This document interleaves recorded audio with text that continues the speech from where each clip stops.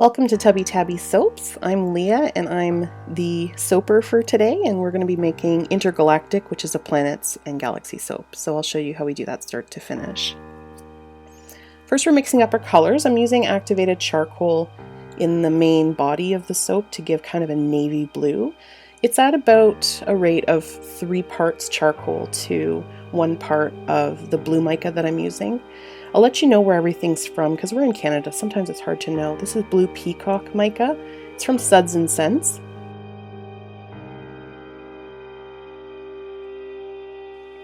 And of course, there's going to be accent colors, so I've decided to use this purple play party, and that's going to be sort of like a pinkish purple streak that I'm going to put through it, and you'll see how that turns out. I was actually really pleased with the color that I got from that mica.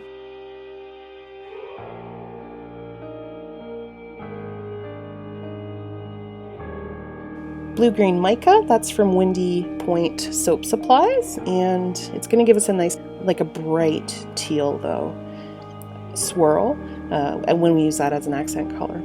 I disperse all of them in olive oil. You can use any liquid oil for this, but olive oil is one of the cheaper ones, so I use olive oil. And this little mini blender I got from Windy Point as well. It was, I don't know, $12 to $15. Really inexpensive and just a great investment because it's perfect. The little containers I'm using are actually single serve applesauce containers that I've saved from a while back, and then I just reuse them over and over, wash them out. And this way when you mix it up, it doesn't have lumps in your batter.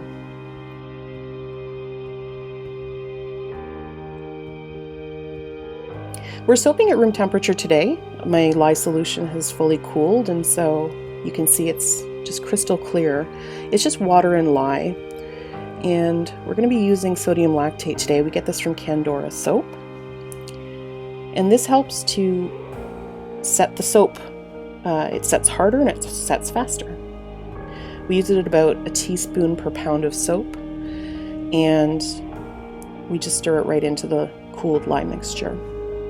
I'm going to burp my stick blender here and then pour the lye solution down the stick blender to hopefully minimize bubbles, which was not that effective this time. We're actually not using any fragrance today, so we don't have to worry about acceleration or anything. This is a soap that we're making unscented.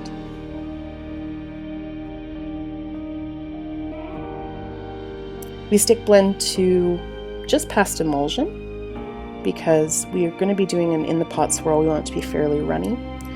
I'm using old yogurt containers. We like to reuse containers. Type 5 plastic containers are really great. And these are for our accent colors, so the teal and the pinkish purple.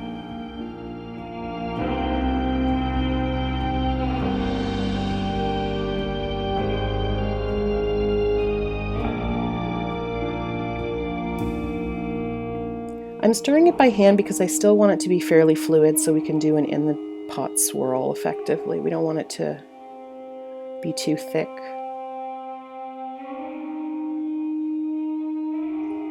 I'll stick blend it the rest of the way, but if it's at least mostly blended, then I don't have to blend it for too long.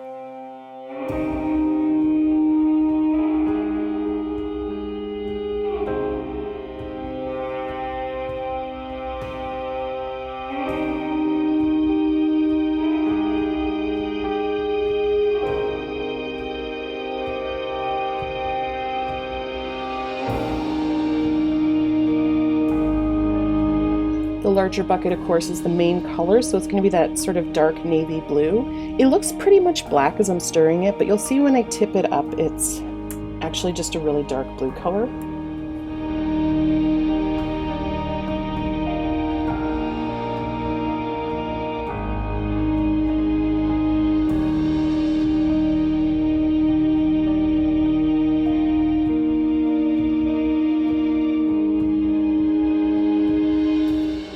And I'm going to stir in some eco holographic glitter. You're not going to see this until you start using the soap, so as a thin layer of soap sort of washes off, you'll see the sparkles sort of like stars dispersed through the soap. So I like to put glitter in soap because that's what it does. You don't really tend to see it to begin with, but it's a nice little sparkly surprise once you start using it.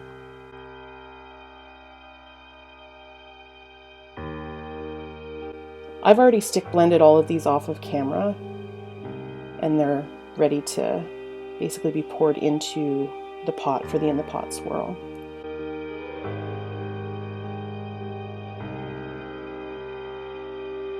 I'm going to pour one on each side, just in one spot each.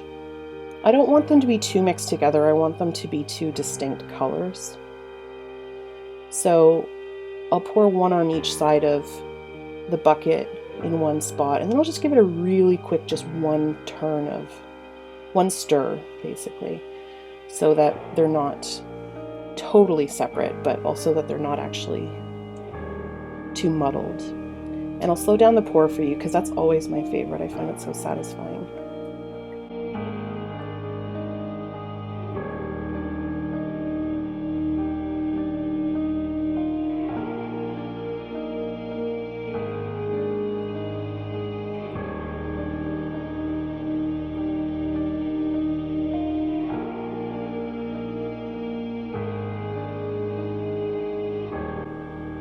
Now we're going to put in soap planets. They're basically just soap balls that we use old soap scraps for. It's a good way to use up and not waste the scraps. I'm also going to throw some from a higher height. You see how it sort of goes down further. I don't want all of them to be just on top. I want it to be sort of throughout the soap, so I'll do some sort of with a little more force, like kind of throw them so that they sink into the soap. And that way it'll be a little bit less like they're floating right at the top. A little bit more even throughout. Then I just take a teaspoon handle and I push them all in because I don't want any poking out the top. I do want to have everything fully covered. So this lets me just kind of give them a little nudge and push them in.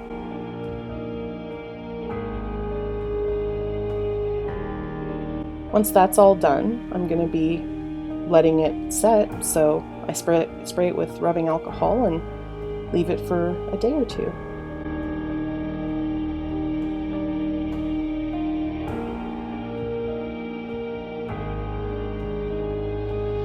I'm really happy with how this soap turned out. I was glad with the choice of pushing the balls into the soap afterwards because it sort of looks like the swirls are cradling the planets, which is a look I thought turned out really nice. And we did get several planets in each soap, so even though it looks like a ton of planets, it wasn't actually too many.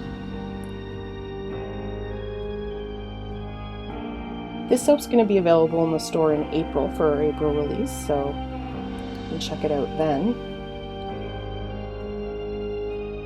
And of course, don't forget that you can follow us on Instagram, Facebook, Twitter, Pinterest, and of course, don't forget to subscribe on the YouTube channel.